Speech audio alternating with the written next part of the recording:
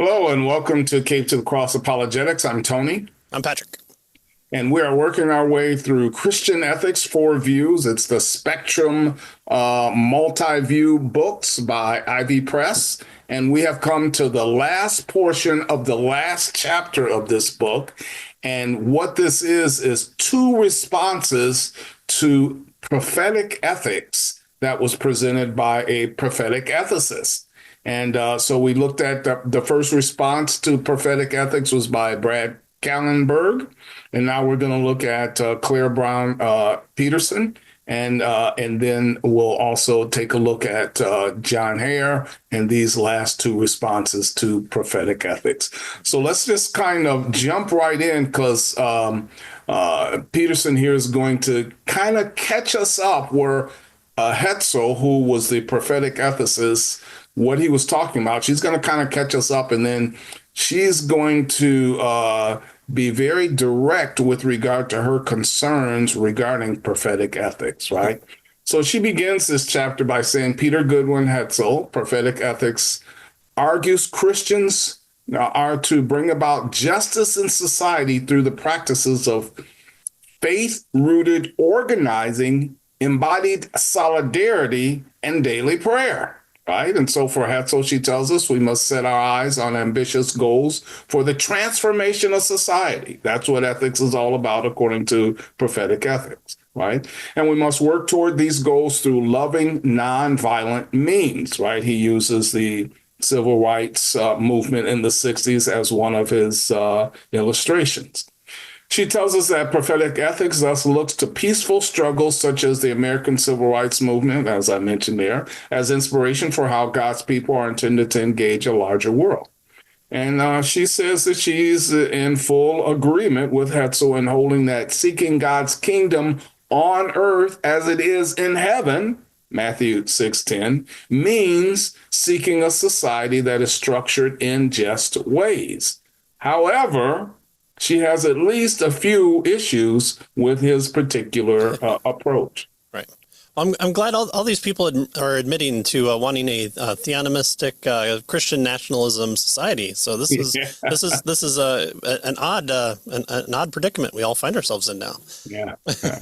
All right. So what are Peterson's concerns here? Well, she's got three here. So the first concern that she has is prophetic ethics presupposes a notion of social justice towards which we are to strive. But an adequate discussion of the requirements of justice must reference human nature and human flourishing. The second, prophetic ethics neglects the more local and private dimensions of ethics. And the third concern that she has is prophetic ethics practices of collective organizing and embodied solidarity are not the only appropriate responses to social justices. To social injustices. And so she's going to examine all three of these. So she's set up the balls on the tees, and now she's going to kind of swing for the hole. That's right. So the first one, social justice must define by reference to the human good, right? So this is her issue with regard to social justice. Doesn't have an adequate discussion of the requirements of justice, must reference human nature and human flourishing, right? What's the requirements of justice? How do we know when we've reached our goal, right? That kind of stuff. And so she says social justice must be defined by reference to the human good. That's how we know when we've reached our goal, when we've accomplished social justice, apparently, is what she's telling us, right? So she said prophetic ethics is clearly focused on bringing about a more just society, but one does not need to look far, she tells us, to see fundamental disagreements about what makes for a just society. Right. How do we know when we've got a just society, right? And so she says, thus, in the present day United States, one finds people speaking in terms of what is just and fair, while defending divergent positions regarding tax policy, public education, family law, the criminal justice system, and so forth. And so clearly, she tells us we need a way to begin to discuss what justice really is and what a just society would look like. But the requirements of a just society often cannot be discussed, she tells us, apart from questions about the essential natures of specific human activities and, more broadly, human nature and human flourishing. Now, again, this makes sense from her perspective Right. because she's a natural law ethicist. Mm-hmm. So she does bring up one example. I think you could bring up one, but I'll bring up hers, and then I've got maybe a better one here. So she says, turning to controversies in education in her own hometown and in many others across the United States, there is currently a heated debate about the role that standardized testing ought to play in the public school system.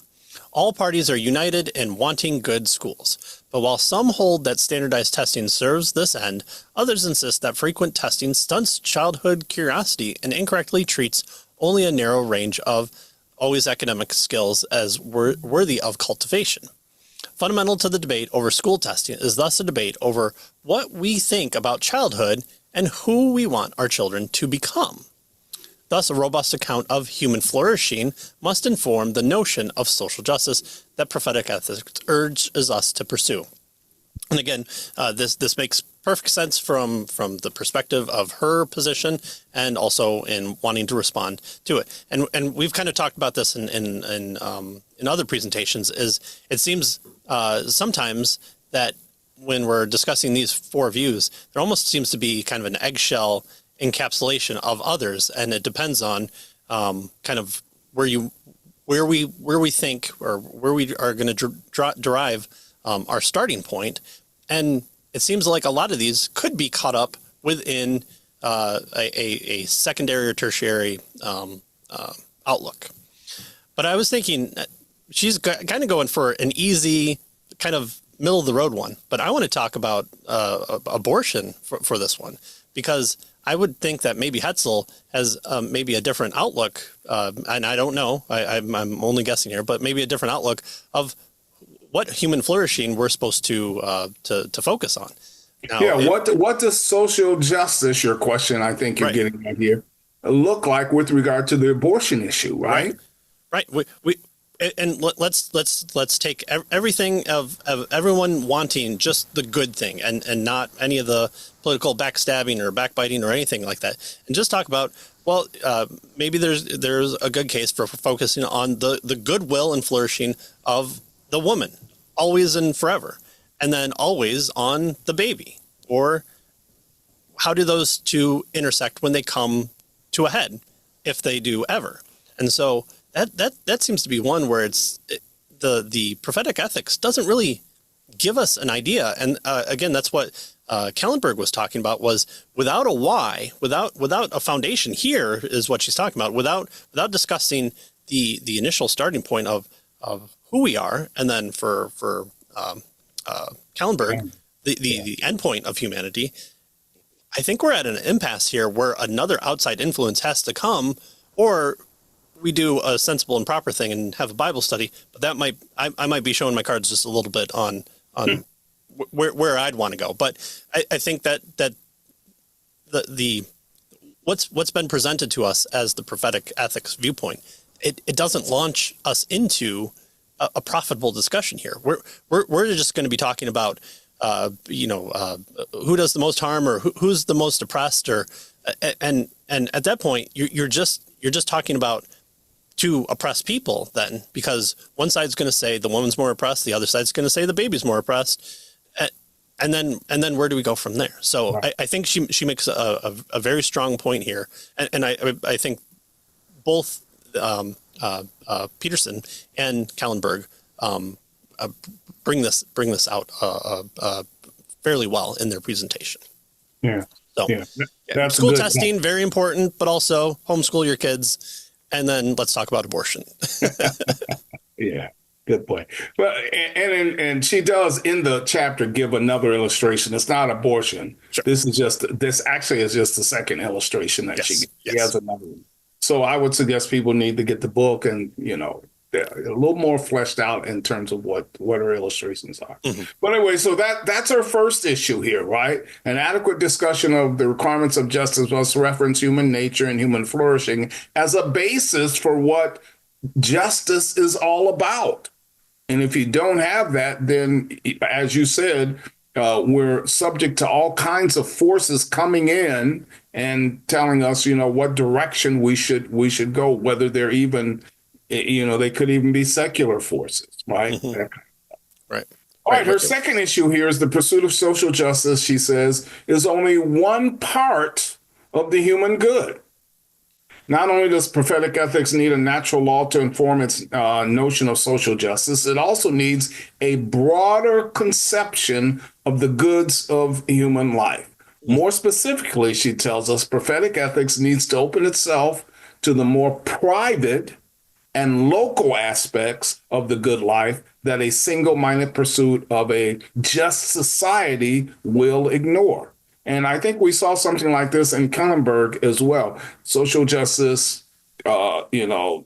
focus seems too limited. It's not broad enough to capture all the things that need to be captured if we're going to say we have an ethical theory, Mm. right? It's so narrow that it leaves out so much, and so that's the criticism here, right? Right. What about private and local aspects of the good life that are left out? She says of the single-minded pursuit of a just society. It seems to ignore these private and local aspects of the good life.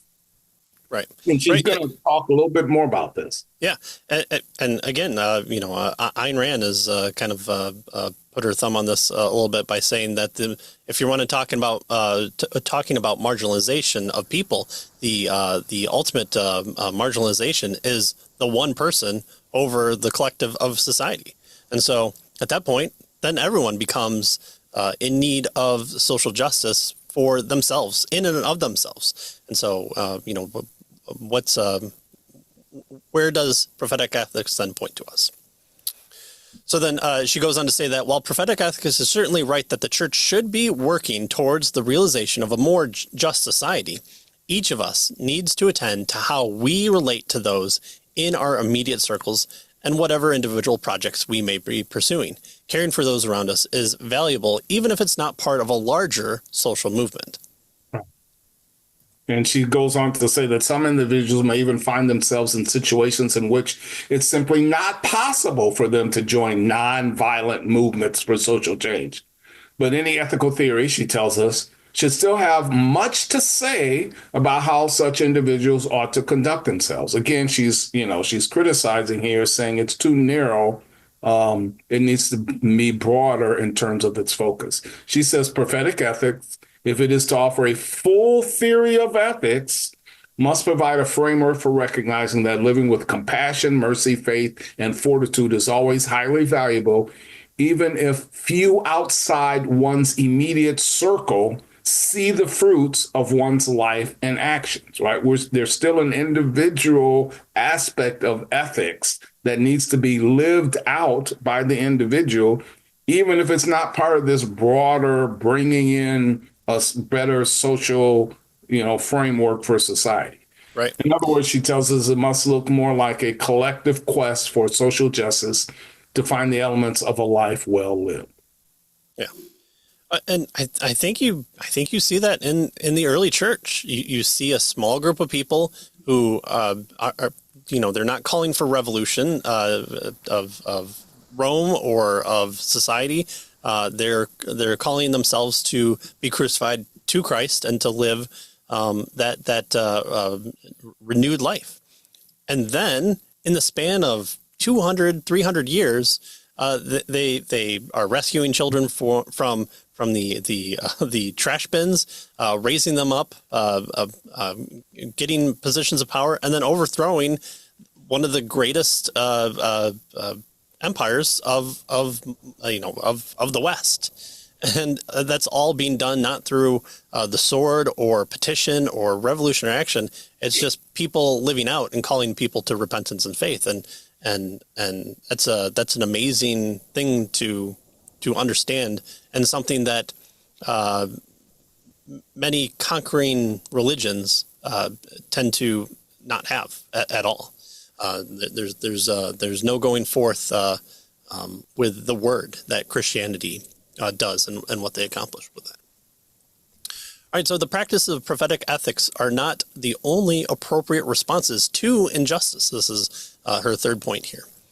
My final worry about prophetic ethics, she says, concerns what may at first blush appear to be the least objectionable and even the most inspiring aspect of prophetic ethics, its emphasis on faith-rooted organizing, embodied solidarity, and daily prayer as the practice for social change.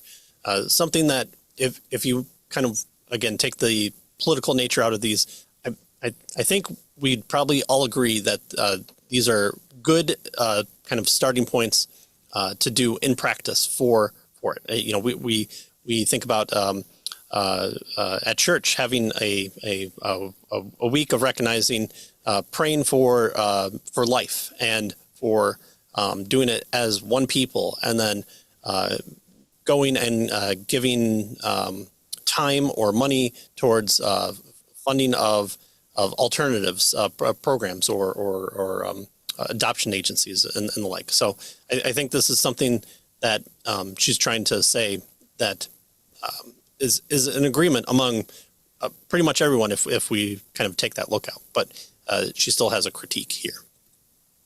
Right. She says she ends here by saying, despite the success of the civil rights movement, one cannot help but wonder if the approach to social change there modeled is the only proper response for all social injustices. For instance, she gives us the illustration of Doctors Without Borders. She says that Doctors Without Borders routinely provide aid to victims of violence, right? So they are providing social justice, aid to victims of violence. But reaching such victims, she tells us, can mean refraining from criticizing and even cooperating with local regimes that may be perpetrators of violence. Well, what do we do there? What does prophetic ethics have to tell us there, right? Yeah. We're reaching out to the marginalized and the folks who are, that have less in society, but we're doing it in such a way, or at least they are, that they have to cooperate with the folks who are, who have captured these people, we might say. What is prophetic ethics has to say? She says, and so she ends by saying, no organization or set of practices can do everything. And the practices of prophetic ethics may well be but one set of practices among several that is necessary for addressing injustices in the world. There are other approaches. And so, again, the criticism here is it's just not quite broad enough to capture all of what our ethical obligations and responsibilities seem to be. Right. And to talk and to explain those to us and help us to see what we're to do in various other situations. Right. It seems like it could lead more, a lot more to infighting rather than to go and do. So, yes. All right. And so our final one comes from the divine command theory response, and that's from John Hare. And so he's again, when we do these, there's a lot more that's being said. These are kind of our points and summation. So again, we encourage to pick up the book if you have more maybe questions or wanting to read more in a broader context of these things. So to say that he's short and sweet is also a misnomer here, but they're working within kind of the framework that's given to them in the book as well. So John Harris says that he has very little to disagree in Hetzel's eloquent account of prophetic ethics. He says this is not surprising because the basic structure of his account is generated by 3 divine commands reported in Micah 6:8. So, I mean, what better way to argue with a divine command theorist than to give him the divine commands to go and do things? So he's there. Micah 6:8. And what does Yahweh require of you but to do justice and to love kindness and to walk humbly with your God? So he says he's just going to mention just a few quibbles, that's what he calls them, I have with Hetzel's account. And then he's going to take the opportunity to say some things about what a divine command theorist is likely to hold about social justice, which, I mean, this is what I want to see. I want to see them say, that's good, but also my theory does it better. So yeah. I was excited to read that. All right, so what's the first quibble, right? So he says first that he thinks Hetzel makes an unnecessary dichotomy, right, between a concern with personal purity on the one hand and a concern with helping the needy on the other. He says that Jesus resolutely set out for Jerusalem, Luke 9:51, and that is Hetzel's exegesis of this is that Jesus had a laser-like focus on reforming the practice of Jewish temple worship and courageously confronting Roman royal power. And he says it's true that Jesus had these concerns, but he had other concerns as well, right? He was concerned with, for instance, our salvation and our standing with God, right? And so he says this salvation and this standing certainly involved our social sin, but this is not the whole story. There's also personal sin. Hetzel seems so eager not to leave out the social dimension that sometimes his rhetoric discounts the personal dimension. And so, again, we see this same kind of criticism with prophetic ethics. It's so narrow, right, in terms of its focus, that it leaves out a dimension of ethics that it needs to capture that it doesn't. Right. Right, and this is not to say to disparage Hetzel's walk of faith or claim. The critique here is that it's not broad enough to talk about all those things. Where his presentation seems very, very focused on the kind of groupthink or group action, reform and always reforming, but only in the social way, and not it doesn't talk about the internal, the microscopic, the personal aspect of ethics, which again, I mean, when people think about those things, they can become too self-focused, but also then you can't win by doing the opposite, which is to not focus and focus only outward. Those two areas have to be covered under your framework. And he's saying that, or it's an incomplete theory, or it's incomplete. And again, that's when other things have to come into play, if that's the case. So we don't get a response from Hetzel here, as I think slight detriment to the framework that others offer, but that's neither here nor there. So Hare's second remark is closely linked to the first. He says Hetzel distinguishes a prophetic ethics from a priestly ethic and a zealot ethic.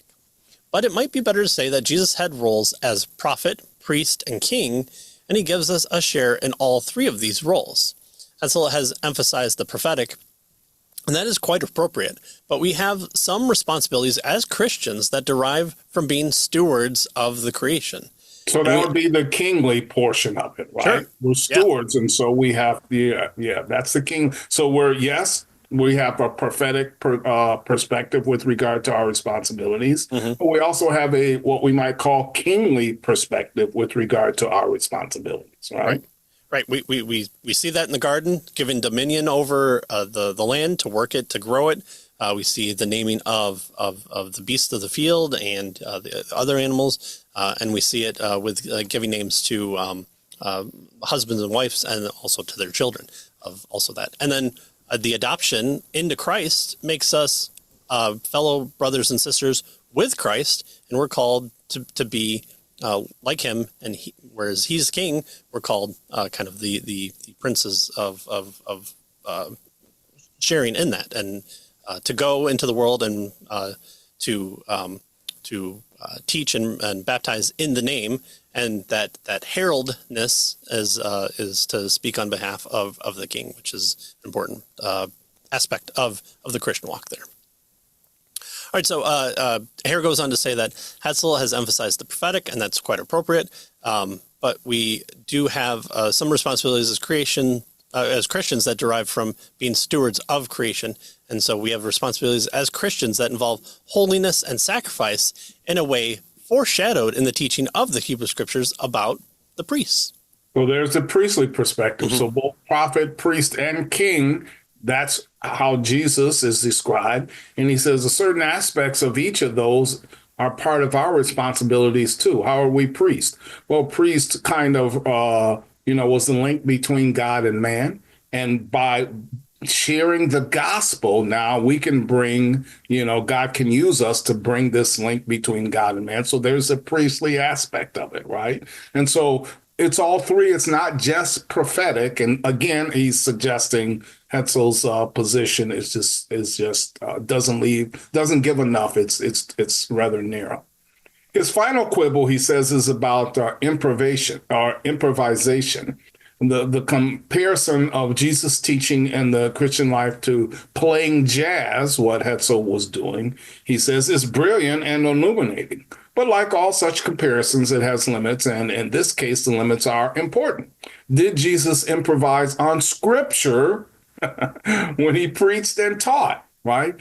So, for instance, in the Sermon on the Mount, he says, "You have heard that it was said, but I say." So is that improvisation? Well, he says, but we are also told in the same sermon that he comes not to abolish the law, but to fulfill it. So Right. what's going on here, right? Right. Again, you focus on you have heard it said to you, but then I say to you. So there the clash is coming out. It's not Jesus against Scripture. It's Jesus against those who are saying things. So Right, yes. right. All right, so holding the two texts together is difficult, and then comparison with a jazz musician does to a well-known song is helpful.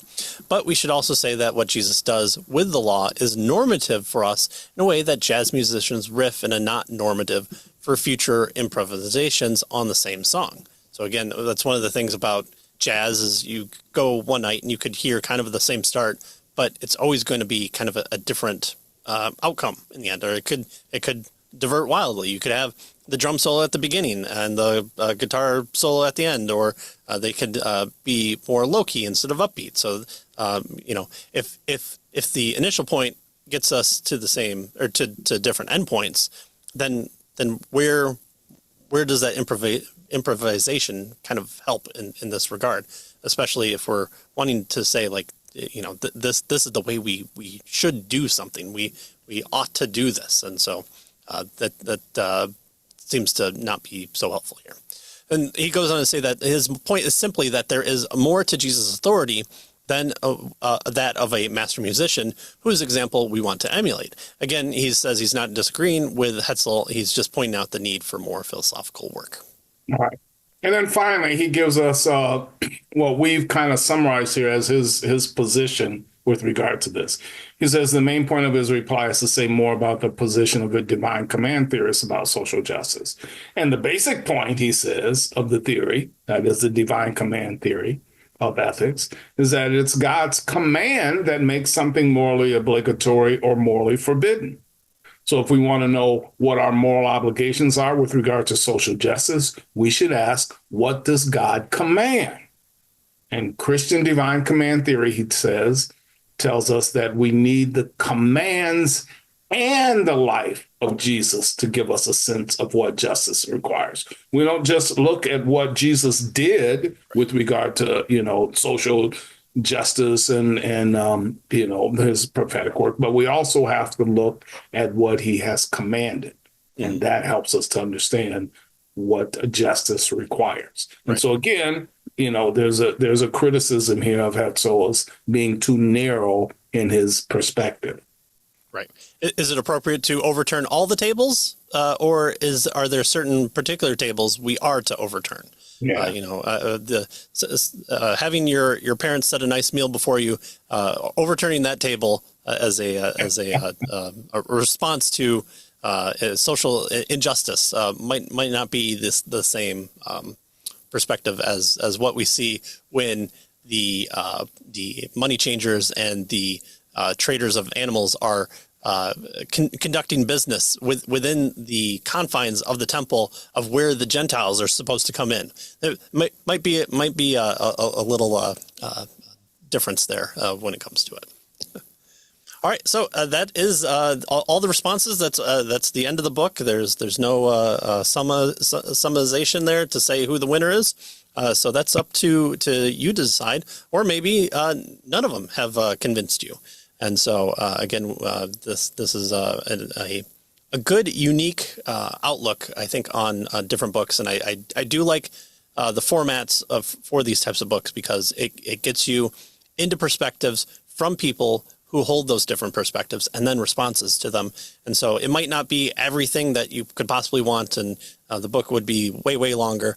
But I think this at least, especially if you're coming from a perspective of not knowing where to go, I think it's a good jumping off point into narrowing your focus after this book. So I really did appreciate this book for that, especially the kind of focusing on those four main views. And again, talking in Christianese for Christian ethics, I think was a good selling point as well. All right, well, that's it for this one. I will say that the next thing that we do is going to be just kind of slightly different. We plan to take kind of a book that has a few chapters that we want to cover, and the book is a little bit on the pricier side than what we've suggested in the past. So I will still do a kind of trailer introduction for it, and put that forth, so allows us to get a little bit ahead, allows you to get the book if you so desire, and of course I'll post all the links there as well. And so that'll be next time, so it'll give us a little bit of time there. So you had to listen to all my book reviews, you've gotten this endpoint, and so you just wait a little bit more before we jump into our next one, which should be quite interesting and fun, as we always tend to have. So we thank you for joining along with us, and as I always say, thank you, Tony, for continuing to join along with me as a guide and a good friend. So that's it for us, caveofthecross.com, for all your Cave of the Cross needs. And we'll say thanks for joining us, and see you next time. See you next time.